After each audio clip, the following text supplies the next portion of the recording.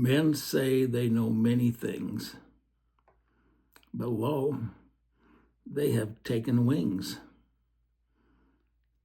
The arts and the sciences and 1,000 appliances.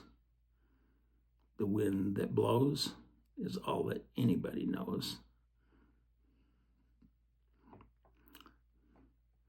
You know, that little, I guess you'd call it a poem, is in Walden, Thoreau's Walden.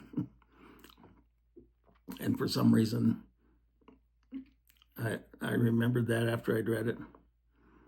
And I've thought quite a bit about it, just what it means. I'm going to say it again. Maybe you can tell me what you think it means.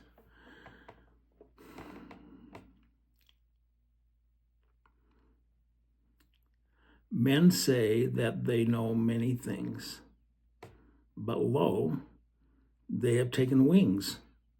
The arts and the sciences and 1,000 appliances. The wind that blows is all that anybody knows. Maybe I should end right there. Have you think about that for a few days or weeks or whatever, because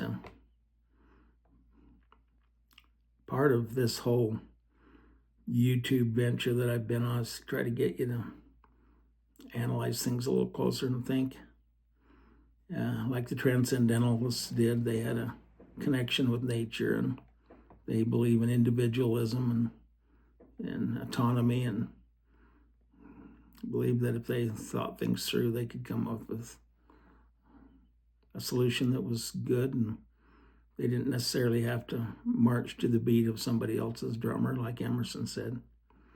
But it's amazing in our society how we actually do march to the beat of other people's drum.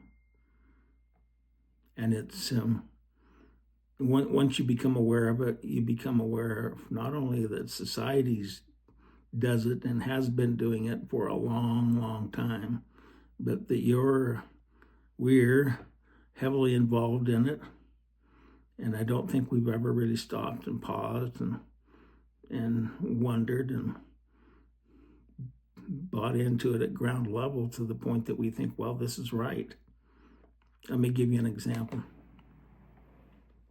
Well, let me jump ahead a little bit in my life, because I still remember a house. I sold real estate for a certain period of time in my life, and I can remember showing a house in a rather poor area of the county, and it was mostly trailers and some single wide, some double wides, an occasional house, and occasionally there'd be a nice house, but most of them were pretty average. And I can remember showing a house that was for sale. It was being lived in by a couple and their children, and it was a double wide trailer. But the thing I remember about it isn't so much that it was a double wide trailer. What I remember about it is that when we'd show the house, you know how you usually like a house to be, what the word that they use nowadays is staged, so that everything looks pleasing to the eye when you come into the house, show it to somebody to see if they want to buy it. We stage the house. Well, this house had one problem with the staging, and that is it had plastic toys all over, clear around the walls. They'd come about 2 feet out onto the floor, and I guess there wasn't enough cupboards in the house to hold them all or something. And I know there was an abundance of plastic toys. Every birthday and every Christmas and every event must have been, gifted with plastic toys. But those toys were a couple of feet out into the room at least, some areas more than that. And then they were just kind of piled backwards up against the walls. I remember thinking, oh my, whoever I bring in here is going to see all those plastic toys and think, That's the last thing I want to do, is buy a house where you can't store stuff. And anyway, it's the toys that I want to talk a little bit about.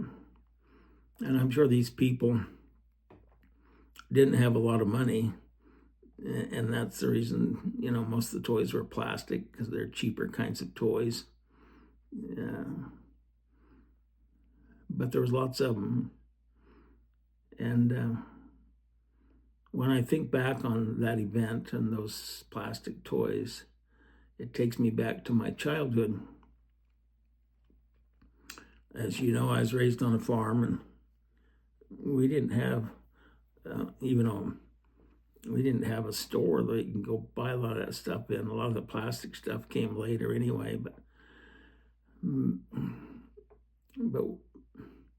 we didn't have a lot of toys in our house. And let me just say right now, I'm sure glad we didn't, because we made our own entertainment. Let me tell you where a good share of my toys came from when I was growing up a kid. We had this ditch bank about a mile over in the field, and a big tree by it, and just beyond the tree, it kind of started with the tree, there was a stretch of willows. There's a ditch there, and we irrigated our crops with it. And of course, there was moisture, and so for some reason there was just willows that started up there, and they'd spread out and grow, and pretty soon they'd take over a whole section of the ditch bank on both sides, and that's what had happened there. Well, let me tell you some of the things that came out of the willows on that ditch bank. Because if we ever wanted a toy, we'd think about what we wanted, and then we'd just go over there and make it. And we had some really nice toys. Now, when I tell you about them, you're going to say, oh, no, you didn't. But I'm telling you, we did.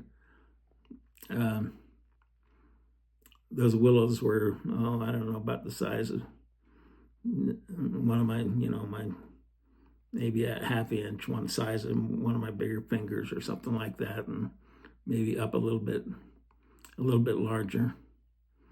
But they were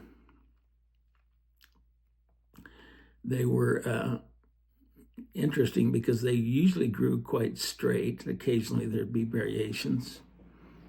And so you could cut them off. There'd always be some grow back. So you didn't have to worry about running out of a supply. You could cut them off to about any size you want, a length. And we always had some straw strings on the farm. And if you got the right willow and you cut it off, then you needed a sharp pocket knife for a lot of this stuff I'm going to tell you about. But you could notch the ends of that piece that you cut off, and then you could gradually just kind of bend it down. And if you got one that was a little stouter, had a little more diameter to it, it seemed to have a little more power, but you could bend that down and then notch the other end and tie that off and with the straw string, and you'd have a bow. All it needed was an arrow, and you'd have what they call a bow and arrow. And arrows weren't hard to come by because you just had to find a smaller size diameter willow and kind of notch it on one end and carve a point on the other end and stick it on that straw string and pull it back and let her fly. Now, if we got a little more creative when we want, because we knew that some of the store-bought things, the arrows had feathers on them. And we could solve that problem too because we had chickens. So if we needed feathers on our arrows, we'd go down to the chicken coop and we'd get chicken feathers and we'd bring them back and we'd notch the bark on the tree so that we could slip chicken feathers in there and it would make our arrows fly true. Now, true, they wouldn't fly for 50 yards straight. I can tell you that much. But for a little kid, we got pretty excited about having our own bow and arrow. And you could even carve your initials in them, because all these willows had a little bark on the outside. You could carve your initials in them. If you wanted to put little grooves around in them, you could do that and decorate them up and pretend that they were, you know, some Indian tribe that made them and you found them or whatever. You could just use your imagination and come up with all kinds of scenarios that made those bow and arrows really interesting. But that wasn't all we had that wasn't all we made on the old willow bank. We could make flippers. Of course, to make a flipper, you'd have to find a fork to one of the willows that had a fork in it. Maybe it was one that you'd cut off in a previous year or somebody had, and it had grown back. And anyway, there'd be a fork in the willow. And you had to browse around a little bit to see if you could find one of those that just had the right amount of fork to it. So you'd have a handle down below, and then it would come up, and you hold that handle with your hand, and then it would come up and it would fork. And all you need to do to make a flipper is make the flipper part of it. Well, you'd say, well, how did you do that out of a willow? Well, we had a few supplementary materials. We had a tractor or two or a car. And back in those days, they weren't tubeless tires. They had tubes in them. And so we had old inner tubes that had gone bad, and you couldn't use them for anything else. And they'd be laying around, and we'd ask if we could use them. And we'd get the nod to go ahead and use them. And we found out that if you cut those strips just about right, like with a pair of scissors or a knife or whatever, usually scissors worked better, that if you cut those strips just about the right width, that you could get quite a bit of stretch out of them when you pulled on them. And so you can pull those inner tube pieces back. Well, so we'd tie. Now you got to visualize this a little bit because I haven't got a picture to show you, but we would put stretch one. We'd notch the end of the forked part of the willow, and then we would get these inner tube strips, and we'd tie one on one end, and we'd put some baling. We had baling wire in addition to straw strings. We'd have some baling wire. We used it for fencing materials and different things. They used to use it for haying, but you could find baling wire around. And we'd get some baling wire and we'd twist it around that inner tube and then cinch it up real tight so that when you pulled on it, it wouldn't let go. Then we'd do the exact same thing on the other side with a different piece of inner tube, about the same width and length and everything. And put the baling wire around the top of it and cinch it up good. So what you had then was a forked willow with two strips of inner tube that were tied at the tops of the willows as the forks that stuck up.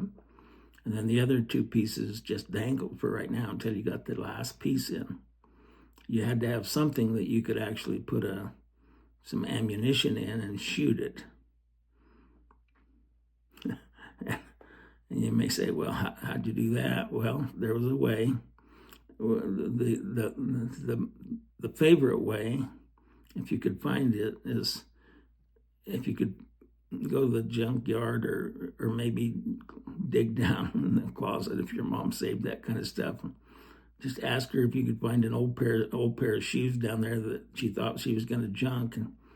And what you'd do is you'd cut the tongue out of the shoe. Now the tongue was a leather tongue.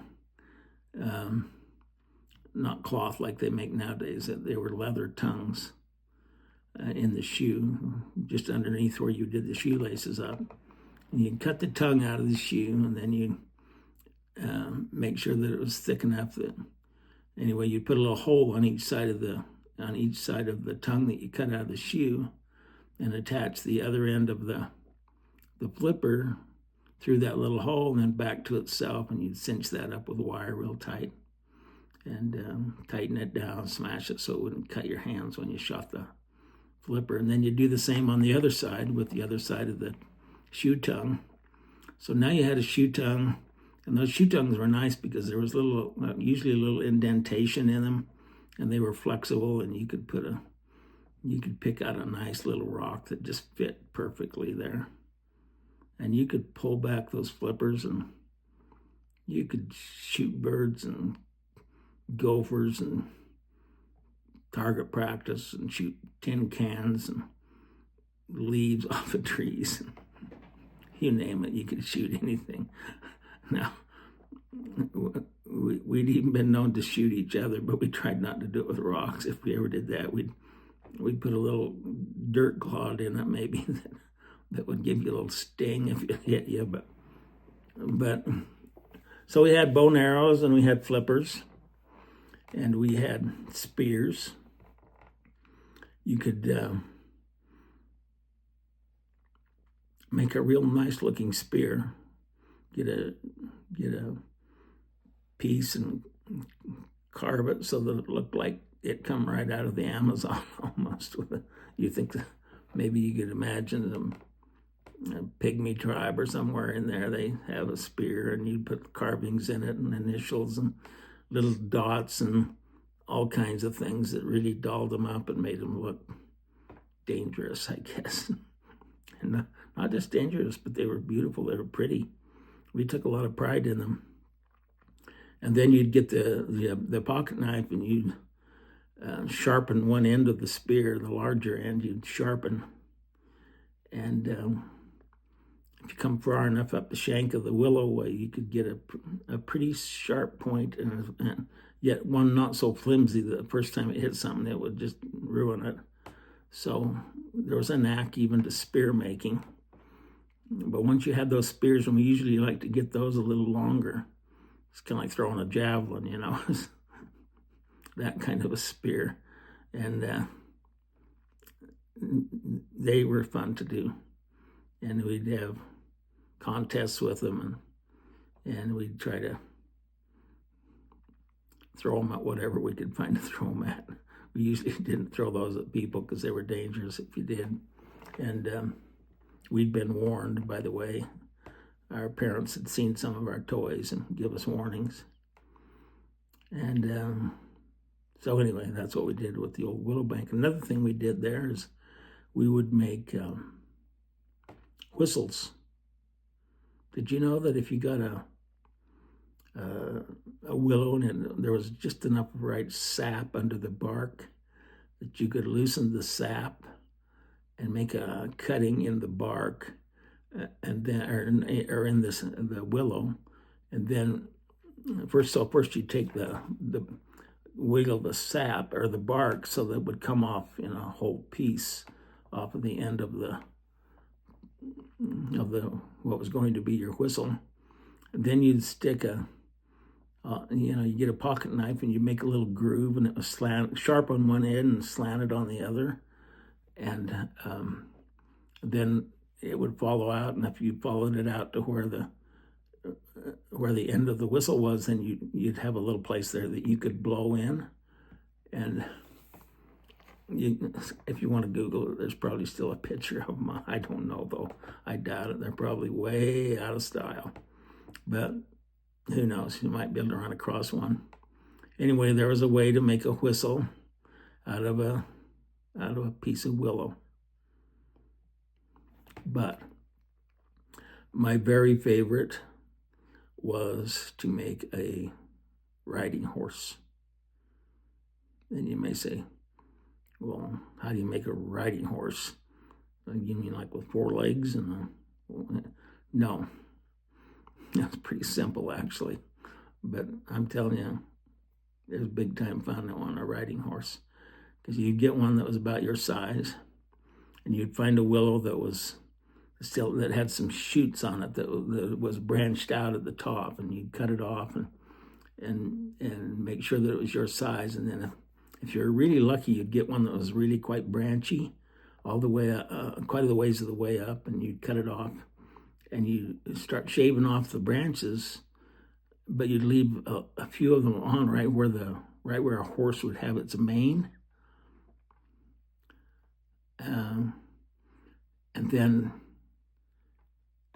an ideal horse would have like a fork on the end that would have, at the very end of it, which would have been the very top of the willow when it was standing on the bank. But there was lots of branches and leaves, and well, that was the horse's tail. So then all you need is are reins for the horse. And of course, you got your pocket knife, so you notch a little pattern around where the bridle would fit up at the very head of the stick, and then you'd tie a straw string on it, and that would be your reins. And then you'd get on that horse, and invariably it would buck you off at the first time, because we'd make it do that. You could make that horse do anything you want. It would rear. You could make those horses rear up in the air and just about dump you off, or dump you off. You could have rodeos. You could chase other horses around the ring. You could use those horses and chase calves, or run barrels around the bales in the field, and have races and set your timers and all that stuff with just a stick horse. Now, when you think stick horses these days, you wouldn't think of one of those. You'd think, well, that's got to come from a store. It's got to come from Toys R Us, where they have a padded thing, and then they have wooden things that come out and have the eyes made out of plastic, and some sort of plastic bridle, and all colored noses. And no, you don't need any of that stuff. Really, you don't. Because our stick horses were the best. And my favorite thing to play with stick horses, and you usually have to get 3 or 4 others, but there's plenty of sticks. So when we had a few kids in the neighborhood, and if you all get them together at the right time, we do Pony Express. And so you get some pretty good exercise, because Pony Express carried the mail. And so you'd pretend you got a mail drop and the Indians were coming after you, and you had to hurry, the outlaws. You had to hurry and get to the next stop before they got there. And so you'd head off just as fast as you could.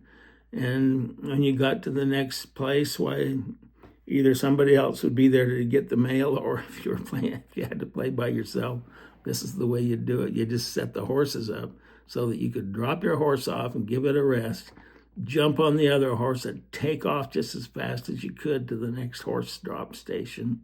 And there'd usually be about 4 or 5 of them until you finally got back to where you started, and then you pretended that the mail had been delivered, and it was a good day. Always finished. So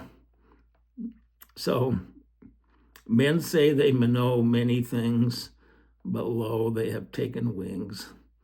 The arts and the sciences and 1,000 appliances. The wind that blows is all that anybody knows, because we had our own Toys R Us right there on the ditch bank. Besides that, we had a big tree, and we could cut those off and go up into that tree. We had a couple of planks we could nail to the tree for steps. We could go up into that tree, and a few more planks to put across the tree, and some old slabs. And then we'd use willows to put the side of it like it was a jail up there. And we'd capture outlaws and take them up there and put them in jail. There's always somebody, that tried to rescue them and get them out. And so we'd have cops and robbers and marshals and Indians and all kinds of outlaws and all kinds of people that we pretended to be. The one thing that we did buy at the store, but it was pretty fundamental, was a little cap gun. Eventually, we started out with Willow guns too, but eventually we got, somebody got a cap gun, so we all got cap guns. And they came with little rolled caps. I don't think you can even get them anymore. They won't let kids play with anything that'll actually go bang and pop. But you could pull the trigger, and the hammer thing would come back, and it would smack a little powder thing on the tape that you'd put in your gun, and when you pull it back again, it would advance another one. So that was about as fancy as we got. But everything else was homemade, and we absolutely loved it. We'd play games with some of those sticks. There was a game, I wish I could remember the name of it, because I'd like to look it up and see if there's actual rules to it, because it was kind of passed down to it from our parents that used to play it when they were pioneer kids, I guess, or anyway, their families knew how to do it. But it had to do with, you'd use one of these sticks, and it would be maybe high as your shoulder or something like that. And then you just get a tin can, an old pork and beans can or anything. And you'd have a little hole in the ground in front of you. And you'd put your empty bean can in that hole with your stick in it. And all the other players in that game would do the same thing. So there might be five or six people in the game, and they'd all have a tin can with the empty tin can, and you'd stick your stick in the can, and then you'd have a circle. You'd just scratch a circle around you all, and the object of the game, when somebody said go, was to keep your can in the hole but get everybody else's outside the circle. And if you could do that, you won the game. And it got to be pretty vicious. I mean, you'd start jabbing at people's cans, and they'd start jabbing at yours, and you'd have to hurry back and protect it, and then you'd reach over and try to wing theirs when they were getting somebody else's, and the last one to have their can in the ring was the winner. So that's how we played that game. It didn't cost us anything. We didn't need the arts and the sciences or 1,000 appliances to play that game, or ride stick horses, or shoot bow and arrows, or spears, or make flippers.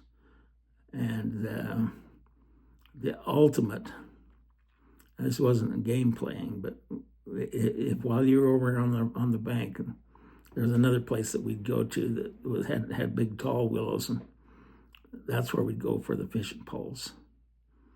And you'd carve off one of those willows, make sure it was straight all the way up, and that was your summer's fishing pole. And you'd put a line on it and tie it at the top, make sure that it was snug tight with some baling wire and wouldn't get away. And then we didn't have reels to put on our poles, but we didn't need them, because what we did is just wound the fishing wire around and around and around the pole. And then when we got to the bottom of the pole, we wound most of the line up, so we'd just stick the hook in the bottom of the pole so it wouldn't stick us while we were hiking through the fields to the creek to go fishing. And I can't tell you how many fish I caught with a willow fishing pole just like that. Fish after fish after fish came out of those streams and creek with just a wooden fishing pole. Well, anymore, people wouldn't think of doing something like that. You got to have a store-bought one. It's got to have a reel that gets the line all tangled up in it, and you name it. Well,